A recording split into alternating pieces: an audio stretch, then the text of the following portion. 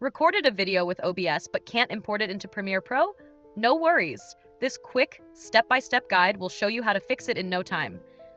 And don't miss out. Stay till the end for an exclusive pro tip. This video was recorded using OBS. By default, OBS saves recordings in MKV format, which isn't supported by Premiere Pro. To fix this, simply open OBS, go to File, select Remux Recordings, choose your video, and hit Remux. The file format will automatically change from MKV to MP4, making it fully compatible with Premiere Pro. Now, you're all set to edit smoothly. Now, it's time for the bonus tip. To avoid this issue in the future, open OBS, go to Settings, click on Output, and change the recording format to MP4 under the Recording section. Since I'm recording right now, I can't change the format. This option is only available when the recording is stopped. If you found this video helpful, don't forget to like it and subscribe to our channel to stay updated with more informative content.